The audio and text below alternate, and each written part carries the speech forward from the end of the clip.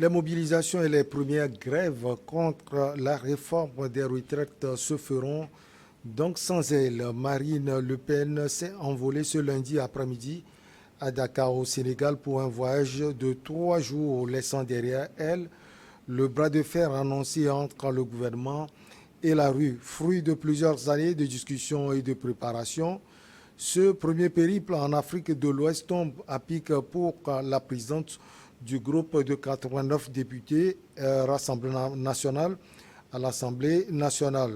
Depuis plusieurs semaines, ses principaux lieutenants réfléchissaient à la meilleure façon de l'extraire ponctuellement de la cuisine parlementaire afin de la hisser au-dessus du jeu partisan et d'entretenir sa stature présidentielle. Bonjour à tous, bonjour à toutes, bonjour à vous, Mamadou Diouf, vous allez bien? Bonjour Michel. La première question, que cherche Marine Le Pen dans votre pays? En tout cas, ce n'est pas les Sénégalais que Marine Le Pen est venue chercher, puisque les Sénégalais connaissent très bien son discours, les Sénégalais connaissent très bien son attitude par rapport aux Sénégalais d'abord qui sont en France et aux autres Africains qui sont sur le territoire français. Donc s'il fallait organiser un référendum et demander aux Sénégalais leur avis, très certainement Marine Le Pen ne mettrait pas les pieds au Sénégal. Mais il faut qu'on accepte qu'on est dans un village planétaire, comme on le dit. Un Français peut venir au Sénégal en respectant les conditions qui permettent à un citoyen français de venir au Sénégal. Et très certainement, c'est ce que Marine Le Pen a fait. Maintenant, la particularité, ce n'est pas une Française seulement, mais c'est Marine Le Pen. N'oublions pas qu'il y a une communauté française au Sénégal et aux élections françaises, cette communauté participe aux élections.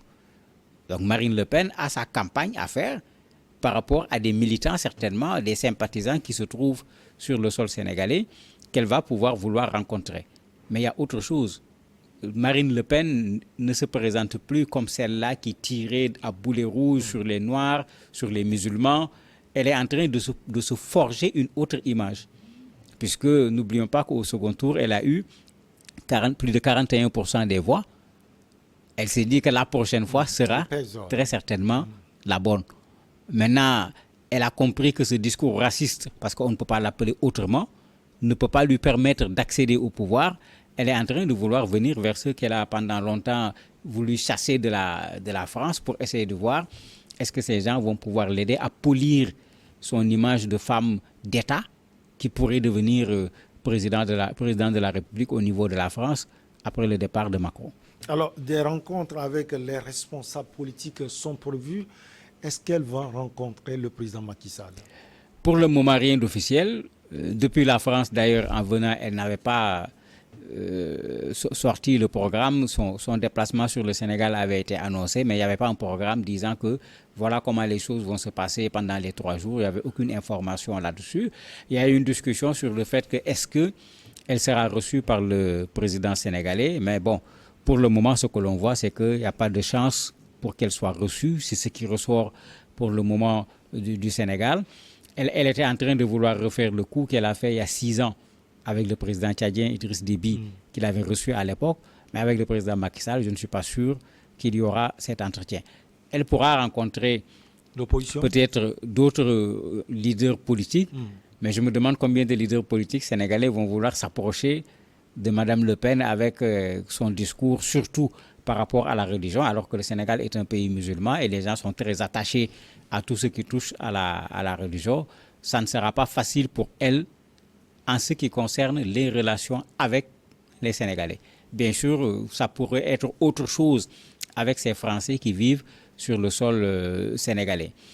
L'autre élément qui est un élément important, avant de venir, elle a publié dans un journal qui s'appelle L'Opinion une sorte de tribune où elle propose même que le Sénégal soit membre du Conseil de sécurité des Nations Unies, où elle parle du Sénégal comme un pays avec lequel elle va pouvoir, si elle devenait président au niveau de la France, travailler à revoir les relations entre la France et l'Afrique de façon générale. Bon, certainement, elle veut faire du Sénégal sa porte d'entrée pour une politique africaine qu'elle propose qui serait autre que la politique qu'on a l'habitude de voir. Mais bon, les Sénégalais avaient entendu le président Macron dire que la France-Afrique c'est terminé. Mais bon, la France-Afrique est bel et bien là jusqu'à présent, malgré les propos du président Macron. Alors, discours politique de Mme Marine Le Pen ou une manière de faire les yeux doux au Sénégal? Ça sera les deux. Avec les Français vivant au Sénégal, il y aura un discours politique, puisqu'elle vient clairement en tant que chef de file de l'opposition au niveau de la France pratiquement. Elle est d'ailleurs accompagnée par un vice-président de l'Assemblée, un conseiller, un eurodéputé, tous membres bien sûr de son parti. Donc le déplacement est d'abord un déplacement politique. En même temps, elle a compris que sa posture d'extrême droite risque de lui créer énormément de problèmes parce qu'il y a un électorat en France qui n'est pas un électorat de Français, je dirais de souche, mais de gens venus du Sénégal, du Mali, etc. et qui ont la nationalité française, qui peuvent parfaitement voter et qui peuvent peser sur le vote, puisque avec cet écart, elle a intérêt à vouloir aller chercher également ses voix. Mais sur ce plan, effectivement, elle va faire une communication et elle a déjà commencé, puisque elle parle d'une autre Afrique, elle parle de partenariat gagnant-gagnant, elle parle de partenariat sans jugement, c'est-à-dire sans juger les Africains. Bon, ici, c'est bien sûr adressé à Macron qui disait que, bon, nous, Macron, Sarkozy, tous ces gens qui disaient qu'on n'est pas rentré dans l'histoire, etc. Mais ce qui est sûr, c'est que une bonne partie des Africains ne croient pas du tout à ce discours. D'ailleurs, vous avez même quelqu'un comme Kémy Séba qui s'arrache les cheveux pour dire pourquoi le Sénégal a accepté qu'elle vienne dans ce pays. Kémy Séba connaît très bien le Sénégal où il a séjourné pendant longtemps. Mais, comme je l'ai dit tout à l'heure, le Sénégal ne peut pas, en tant que république, en tant que démocratie, en tant qu'un pays faisant partie du concert des nations, dire que Marine Le Pen ne viendra pas au Sénégal. On peut ne pas lui apporter l'accueil qu'il faut, on peut même l'accueillir avec des pancartes s'il le faut, mais il faudrait respecter ce sur quoi nous nous sommes entendus en termes de règles de vie. Alors, Mamadou, tout à l'heure, dans votre développement, vous semblez dire qu'un politique sénégalais qui s'afficherait avec Mme Marine Le Pen peut risquer gros lors des élections à venir. Mais tout à fait. Marine Le Pen est venue pas pour les Sénégalais. Il faut que ça soit très clair. Elle est venue pour des questions de politique intérieure en France. Bien qu'elle vienne régler au Sénégal des questions de politique de la France. Mais les Sénégalais qui ont entendu son père parler, qui l'ont entendu elle-même parler, qui ont entendu des responsables de son parti parler, qui ont entendu la posture qu'ils prennent par rapport à l'islam en particulier, mais ces Sénégalais vont voir très mal qu'un Sénégalais veuille s'afficher avec cette dame que l'on considère au Sénégal comme une personne qui combat pas seulement les Africains, mais qui combat également la religion musulmane. Alors que les Sénégalais sont extrêmement sensibles à ce discours-là. L'autre élément, elle n'est pas venue au bon moment. Parce que actuellement, si on regarde quelle est la posture de la France dans une bonne partie des pays africains, c'est plutôt la posture France dégage. D'ailleurs, il y a une association France dégage au Sénégal. Et si vous voyez l'association, il ne s'agit pas de dire à Macron de dégager, il s'agit de demander à la France de dégager, que ce soit avec Macron ou avec Marine Le Pen. Ce n'est pas ceux-là qui vont aller s'asseoir avec Marine Le Pen, sauf bien sûr pour faire un coup en matière de communication, s'asseoir avec elle et lui dire les vérités que les Africains veulent lui dire. Si ce n'est pas pour cela, celui qui va s'afficher avec elle court le risque de voir la sanction des Sénégalais tomber sur lui. Au même moment, quand on voit la gouvernance de la France depuis des lustres, le parti de Mme Le Pen n'a jamais participé à cette gouvernance. On peut quand même, sur des lignes, la croire, cette dame. Pourquoi la croire? C'est tout le problème. Est-ce qu'on se rappelle de ce que... Peut-être qu'il y aura une ligne de démarcation entre ce qu'elle propose et ce que déjà les présidents qui ont dirigé la France ont toujours proposé. Sur les propositions, elle propose clairement une démarcation. Mais qu'est-ce que Macron avait dit? Qu'est-ce que Sarkozy avait dit? C'est-à-dire, quand on voit les présidents français, à chaque fois qu'ils arrivent au pouvoir, on nous dit que la France-Afrique, c'est terminé, mais la France-Afrique est très loin d'être terminée. La France-Afrique ressemble à un caméléon qui change tout simplement de couleur. Quand c'était vert, c'est devenu jaune, ou après c'est devenu bleu, mais le caméléon est là. Et tant que le caméléon est là, la France-Afrique est là. On n'a aucun élément permettant de croire que Marine Le Pen va faire mieux que les autres. D'autant plus que les autres, même si s'ils cachent un peu leur racisme par rapport aux Africains, ils le font de façon intelligente. Sarkozy renvoyait les gens, Macron le fait.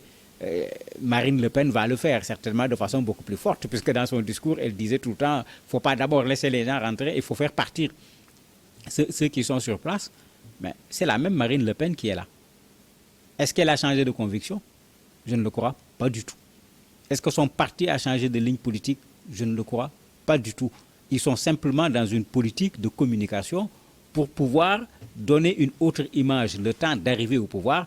Et quand ils arriveront au pouvoir, je ne vois pas qu'est-ce qu'on veut que des gens d'extrême droite fassent quand ils arrivent au pouvoir, sinon que de s'en prendre aux Africains et aux étrangers, de les réduire au maximum en termes de présence au niveau de la France, de réduire au maximum le nombre de visas qu'on donne, alors que c'est aujourd'hui une des difficultés entre la France et un certain nombre de pays africains, puisque la France avait réduit les visas aussi bien pour les étudiants que pour les autres citoyens africains. Alors, Madame Le Pen, même, quand on la voit avec les 44% qu'elle avait déjà eu, vous l'aviez dit tout à l'heure, et quand on voit ça percer au niveau de la politique française, avec les discours qui percent en Afrique, peut-être, qui prônent le changement avec déjà ce que son papa, Jean-Marie Le Pen, proposait et ce qu'elle-même proposait, est-ce qu'elle peut arriver un jour à diriger la France?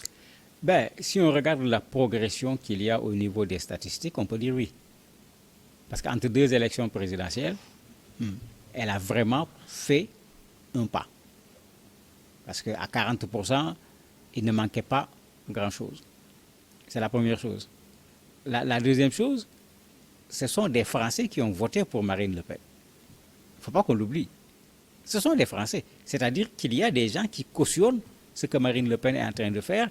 Et même quand vous regardez les autres partis, les gens sont en train de commencer à lui disputer un peu certaines idées de l'extrême droite par rapport aux étrangers et par rapport à l'islam en particulier. Pourquoi? Parce que les Français sont sensibles à ce discours. Les Français étant sensibles à ce discours, regardez le paysage politique actuellement. Si le président Macron ne peut pas être candidat, puisque c'est son deuxième mandat, c'est terminé. J'espère qu'il n'y a pas de modification de constitution là-bas, comme on le voit chez nous. C'est rare en France, en tout cas. Mais qui pour faire face à Marine Le Pen? Quelqu'un peut sortir. On a vu Emmanuel Macron aussi sortir de nulle part. Mais sortir d'où? Emmanuel Macron n'est pas sorti de nulle part. Il est sorti du Parti socialiste français. Il était quelque part, il a été dans le gouvernement, etc. Et puis il a été porté, il a été soutenu. Mais quand vous regardez sur le paysage français, il n'y a pas grand-chose. Heureusement qu'il y a encore des années d'ici l'élection présidentielle pour qu'effectivement qu'il y ait quelqu'un, que Marine Le Pen fasse peut-être un faux pas. Mais dans la situation actuelle, s'il fallait organiser des élections sans le président Macron, quand vous avez regardé le résultat au niveau de l'élection présidentielle, mais qui était arrivé deuxième? C'est elle. Même la France insoumise qu'on espérait être le joker qui pourrait créer des surprises, n'a pas pu le faire. Et tout le monde a entendu Mélenchon dire que lui, il dépose, c'est terminé, il ne sera pas candidat. Dans le Parti socialiste, qui? Au niveau de la droite, qui? Les écologistes n'ont jamais été capables de faire un résultat important. Ils ont plus déçu même. Le Parti communiste français, c'est le vestige qui reste ici. Où est la force politique qui peut faire face à Marine Le Pen, qui a une force politique? Parce que c'est ça qui fait la différence. Elle a son parti, et dans ce travail qu'elle est en train de faire, certainement, c'est sa lecture. On a essayé une fois, on a essayé une deuxième fois, on est allé à chaque fois au second tour, mais la troisième fois, il faut qu'on gagne. Pour gagner, on fait le bilan, pour voir qu'est-ce qui pose problème. On le voit dans sa posture, dans son discours, même à l'Assemblée, on ne la sent pas. Parce qu'elle ne se met pas dans la posture du député, tout simplement, mais elle se met dans la posture d'un chef de parti qui va devenir plutôt président de la République, et il laisse à d'autres le soin de tacler le président Macron ou les autres partis d'opposition, parce que Marine Le Pen ne tacle pas Macron seulement, il tacle également les autres partis d'opposition. Aujourd'hui, on la voit au Sénégal, peut-être demain au Togo et partout en Afrique, c'est possible? Mais bien sûr, puisque il y a deux choses là-bas. Il y a des citoyens français dans tous ces pays. Elle peut vouloir aller les rencontrer parce que la présidentielle, comme on dit, ce n'est pas pendant la campagne électorale qu'on la gagne. Il y a tout un travail qu'on fait en amont quand on veut gagner une élection présidentielle, et elle semble l'avoir très bien compris. Et elle est en train de faire actuellement au Sénégal, peut-être dans d'autres pays africains, ce qu'elle a fait dans des pays européens. Où même elle avait été très contestée parce qu'on l'a même accusée à un certain moment de connivence avec la Russie et avec Poutine. Avec la Hongrie même. Bien sûr, mais ça veut dire clairement qu'elle est en train de se rendre compte que ce n'est pas à l'intérieur de la France seulement qu'elle doit rester pour pouvoir gagner ces élections, mais elle est en train de faire ce travail et elle a encore quelques années devant elle pour pouvoir effectivement, si personne ne sort de l'ombre pour venir lui créer des problèmes, c'est comme si elle a pour le moment un boulevard pouvant lui permettre d'accéder à la présidence de la République. Mamadou Diouf, infini merci à vous. La petite pause s'impose. Derrière, on reçoit l'invité.